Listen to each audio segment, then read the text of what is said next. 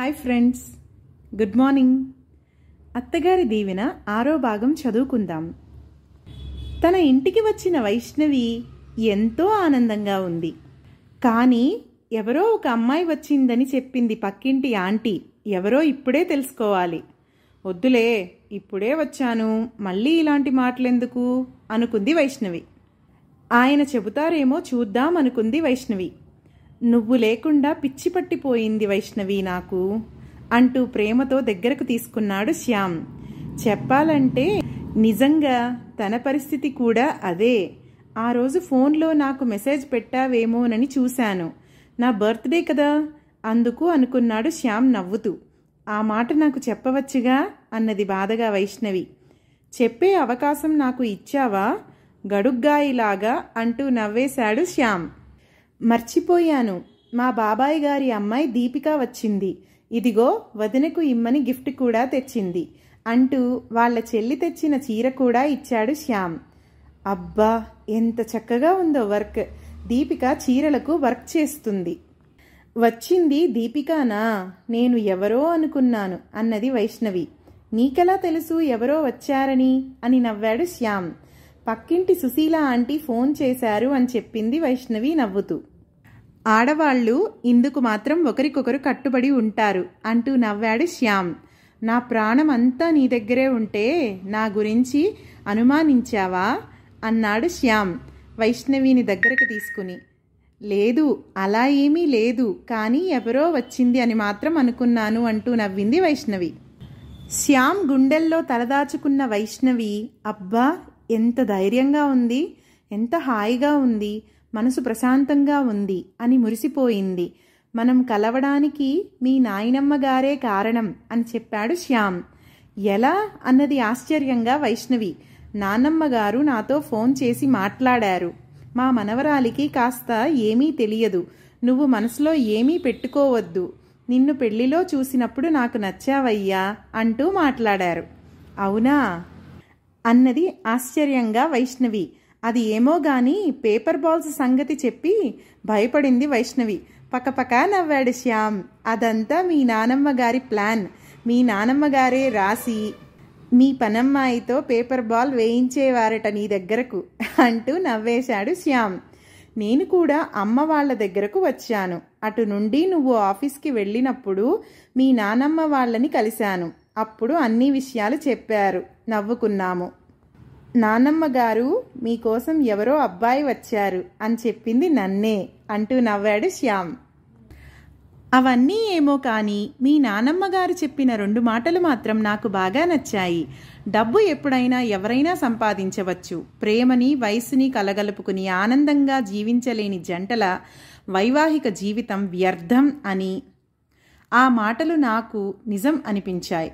నిజంగా ప్రేమతోనే జీవిస్తే ఆనందం అనుభవంలోకి వస్తుంది.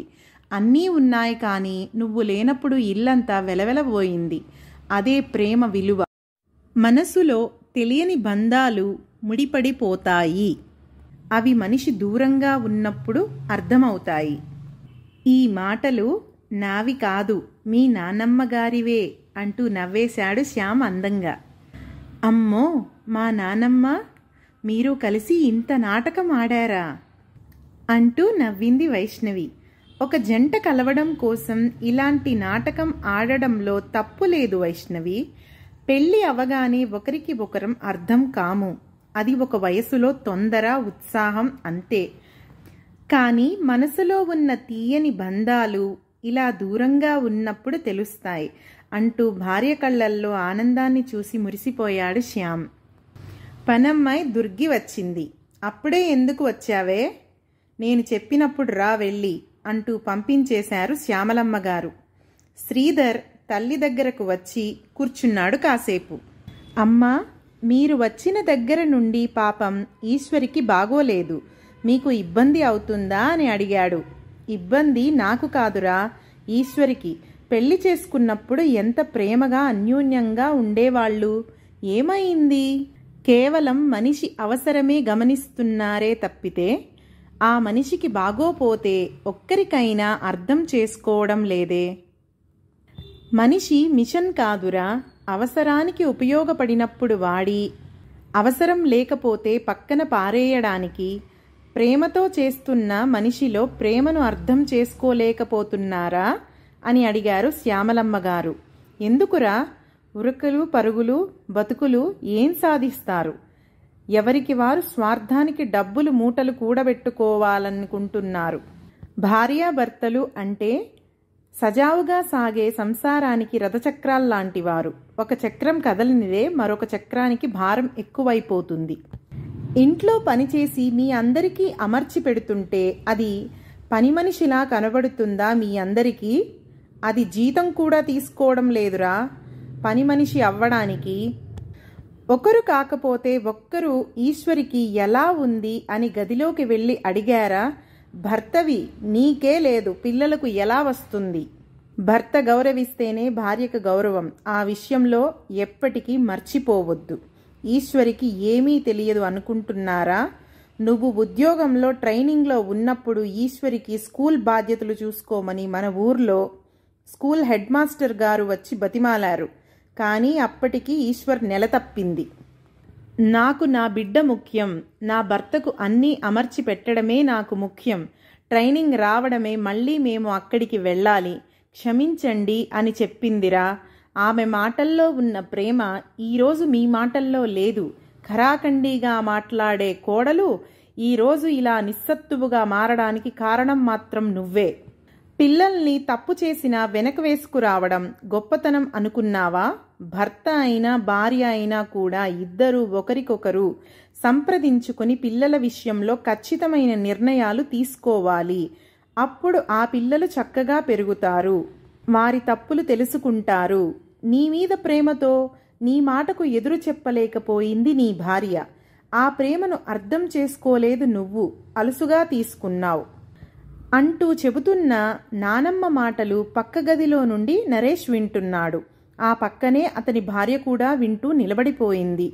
నరేష్ కళ్ళలో నీళ్లు తెలియకుండానే వచ్చేస్తున్నాయి. భర్త కళ్ళల్లో నీళ్లు చూసి కన్నీరయింది నీలిమ. వారిద్దరూ రావడం కూడా గమనించే మాట్లాడుతున్నారు శ్యామలమ్మ గారు.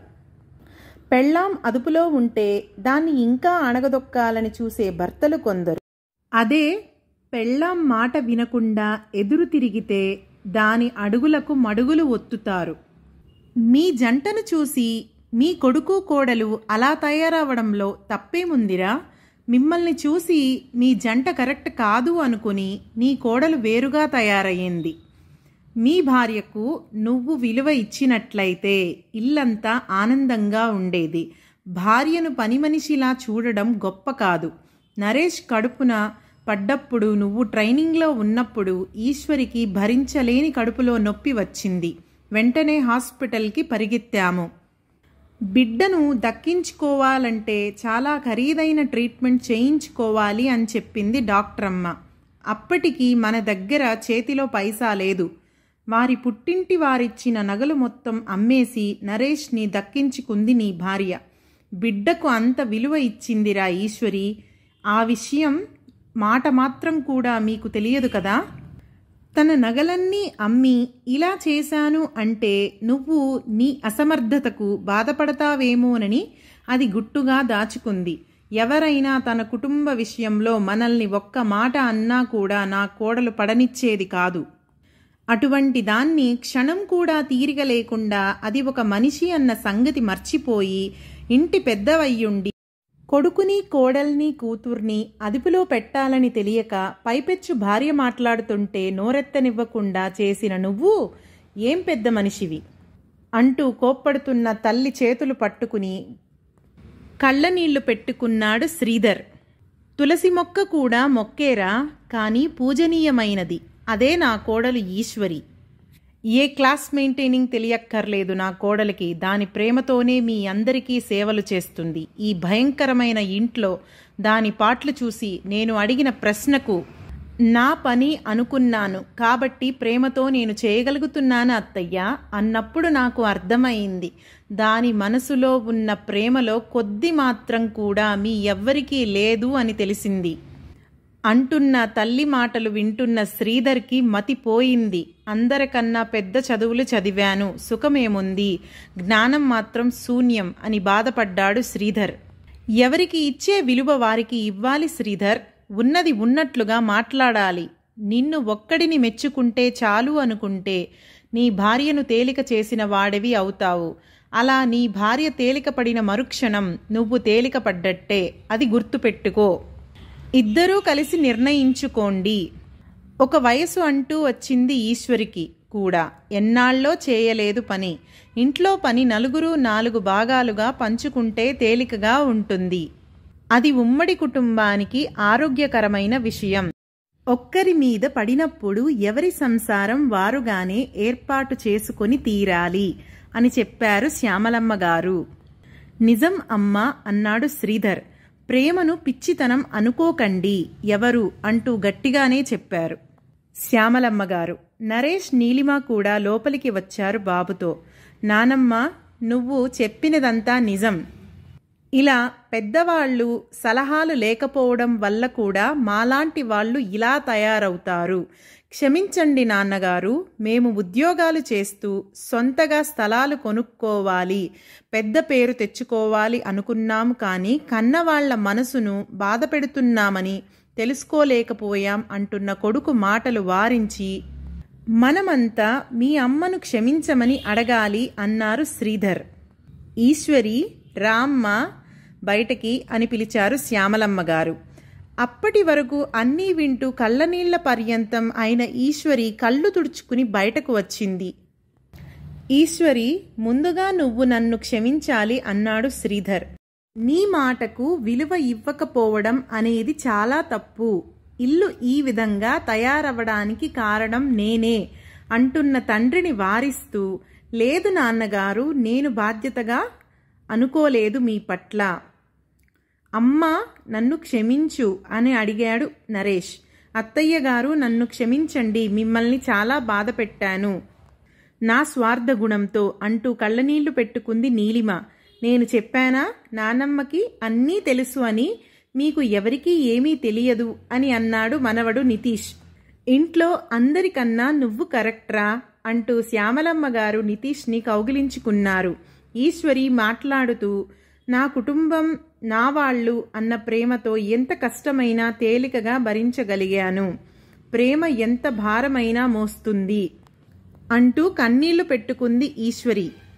నరేష్ నీలిమను ఉద్యోగం మానేయమని చెప్పాడు. ఎందుకమ్మా అంటున్న తల్లిని వారించాడు నరేష్. మనకు కావాల్సినంత ఉందమ్మా, నీలిమ ఉద్యోగం చేయాల్సిన అవసరమే లేదు. రేపటి నుండి అన్ని పనులు నీలిమ బాధ్యతగా చూసుకుంటుంది అని చెప్పాడు నరేష్. తప్పకుండా అత్తయ్య, మీ అంత గొప్పగా చేయకపోయినా కొన్ని తప్పులు ఉన్నా కూడా మీరే సరిదిద్దండి అన్నది నవ్వుతూ నీలిమ. అబ్బా, ఇల్లు ఇలా ఉంటేనే బాగుంటుంది ఎప్పుడు అన్నాడు నితీష్ నవ్వుతూ. నితీష్ మాటలు విని నీలిమ అనుకుంది, మా ప్రవర్తన ఈరోజు మా బిడ్డ గమనిస్తే రేపు మా పరిస్థితి అంతే కదా అని అనుకుంది మనస్ఫూర్తిగా. ఇల్లుని స్వర్గం చేయాలన్నా నరకం చేయాలన్నా భార్యాభర్తల ఇద్దరి చేతుల్లో ఉంటుంది నీలిమ. అందుకే ఇద్దరి చేతులు ఎప్పుడూ కలిసిమెలిసి ఉండాలి. కానీ ఇంటిని సరిదిద్దుకునే బాధ్యత ఆడదానికి అప్పగించాడు భగవంతుడు అంటూ నవ్వుకున్నారు మనస్ఫూర్తిగా శ్యామలమ్మ గారు. సశేషం. ఈ కథ మీకు నచ్చినట్లయితే కనుక లైక్ చేయండి, షేర్ చేయండి. మరిన్ని కథలు వినడానికి నా ఛానల్ని సబ్స్క్రైబ్ చేసుకోండి. Thank you.